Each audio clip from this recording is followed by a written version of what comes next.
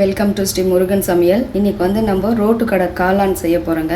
அது எப்படி செய்யுதுன்னு பார்க்கலாம். நான் வந்து இதில் இந்த கப்பில் வந்து பார்த்திங்கன்னா 2 கப்பு காளான் எடுத்திருக்கேன். இதில் வந்து 1 கப்பு கோஸ் எடுத்திருக்கேன். இப்போ இது செய்ய ஸ்டார்ட் பண்ணிக்கலாம். இது வந்து 1 கப்பு சேர்த்துக்கலாம். இதில் 2 கப்பு எடுத்திருக்கேன் காளான். கோஸ் சேர்த்துக்கலாம். இதில் வந்து 1/2 கப்பு வந்து மைதா மாவு எடுத்துக்கலாம். இதில் வந்து 1 கப்பு வந்து கார்ன்ஃப்ளவர் மாவு சேர்த்துக்கலாங்க. 1 ஸ்பூன் கரம் மசாலா, 1 ஸ்பூன் வந்து மிளகாத்தூள் எடுத்துக்கலாங்க, தனி மிளகாத்தூள், 1 ஸ்பூன் இஞ்சி பூண்டு பேஸ்ட்டு, கொஞ்சம் லைட்டாக மஞ்சள் தூள் சேர்த்துக்கலாம், தேவையான அளவுக்கு உப்பு சேர்த்துக்கலாம், கொஞ்சம் வெங்காயம் சேர்த்துக்கலாம், கொஞ்சம் கொத்தமல்லி தழை. இது எல்லாத்தையும் சேர்த்து இப்போ கொஞ்சம் நல்லா அப்படியே தண்ணி ஊற்றாமல் மிக்ஸ் பண்ணிக்கலாங்க. கொஞ்சம் நல்லா அழுத்தி மிக்ஸ் பண்ணணும். ஏன்னா இந்த காளான் கோஸு இதெல்லாமே கொஞ்சம் தண்ணி இருக்கும். அதனால் ஃபஸ்ட்டு வந்து நம்ம தண்ணி சேர்க்காமல் மிக்ஸ் பண்ணிக்கின்னு அப்புறம் லைட்டாக மேலே தெளித்து நல்லா பிசைஞ்சிக்கலாம். இப்போ வந்து லைட்டாக தண்ணி தெளிச்சுக்கலாங்க. தண்ணி ஊற்றி பிசையக்கூடாது. இப்படி கொஞ்சம் கொஞ்சமாக தண்ணி நல்லா தெளித்து மிக்ஸ் பண்ணி நல்லா பிசைஞ்சிக்கணும்னா அந்த தண்ணி வந்து அதிகமாக சேர்க்காம அப்படியே பிசைஞ்சிக்கணும். பாருங்கள், இந்த அளவுக்கு நம்ம பிசைஞ்சு வச்சுக்கணும், அதிகமாக தண்ணி சேர்க்காம. இப்போ பாருங்கள், எண்ணெய் காஞ்சிருச்சு. நம்ம சின்ன சின்ன உருண்டையாக போட்டுக்கலாம்.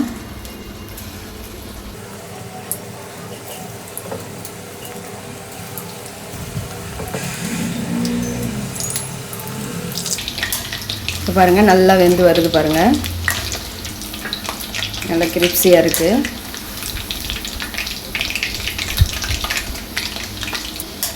இப்போ எடுத்துக்கலாங்க. பாருங்கள், இப்போ நம்ம எல்லாமே பொரிச்சு எடுத்துட்டோம். இது வந்து கொஞ்சம் பெரிய சைஸாக இருக்கிறது நம்ம வந்து இப்படி சின்னதாக போட்டுக்கலாம். இப்படி பிச்சு கூட வச்சுக்கலாம். இல்லைன்னா அப்படியே மிக்ஸ் பண்ணிக்கலாம். நம்ம மசாலாவில் இப்படி குட்டி குட்டியாக பிச்சு போட்டு பண்ணும்போது அந்த மசாலாலாம் இதுக்குள்ளே நல்லா இறங்கி இன்னும் நல்லா டேஸ்ட்டு நல்லாயிருக்கும். இப்போ மசாலா ரெடி பண்ணிக்கலாம். கொஞ்சம் ஆயில் சேர்த்துக்கலாங்க, கொஞ்சம் சோம்பு சேர்த்துக்கலாங்க, ஒரு ஆனியன் கட் பண்ணி வச்சுருக்கேன், அதையும் சேர்த்துக்கலாம். இப்போ கொஞ்சம் ஆனியன் நல்லா வதங்கணும். கொஞ்சம் இஞ்சி பூண்டு பேஸ்ட் சேர்த்துக்கலாங்க, இதையும் சேர்த்து கொஞ்சம் நல்லா வதக்கலாம். இந்த மசாலா சேர்க்காம கூட அப்படியே நம்ம காளான் வந்து எண்ணெயில் பொரித்து கூட அது கூட கொஞ்சம் ஆனியன் அந்த லெமன் பிசைஞ்சு அது மேலே விட்டு சாப்பிட்லாம். இன்னும் டேஸ்ட்டு நல்லா சூப்பராகவும் இருக்கும். நான் வந்துட்டு ஒரு 3 தக்காளி நல்லா மிக்சியில் அரைச்சி வச்சுருக்கேன், அதையும் இதோடு சேர்த்துக்கலாம். நம்ம வந்து டொமேட்டோ சாஸ் சேர்க்குற மாதிரினா தக்காளி வேண்டாம். இந்த புளிப்புக்காக தான் இதெல்லாம் சேர்க்குறோம். நம்ம தக்காளியெலாம் கொஞ்சம் நல்லா வதக்கலாம்.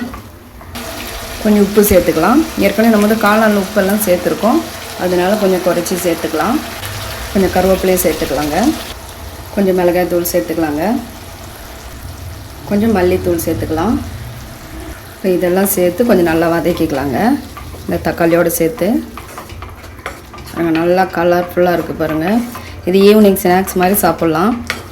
நல்லா டேஸ்ட்டு நல்லாயிருக்கும். பெரியவங்கலேருந்து சின்னவங்க வரைக்கும் குழந்தைங்க வரைக்கும் எல்லாருமே ரொம்ப நல்லா விரும்பி சாப்பிட்ற ஒரு காளான் இது. கொஞ்சமாக தண்ணி சேர்த்துக்கலாங்க, கொஞ்சமாக சேர்த்துக்கிட்டால் போதும். இப்போ அது நல்லா கொதிக்கட்டும். பாருங்கள், இப்போ நல்லா கொதித்து வந்துடுச்சு. இப்போ நம்ம வந்து அந்த காளான் இதில் சேர்த்துக்கலாம்.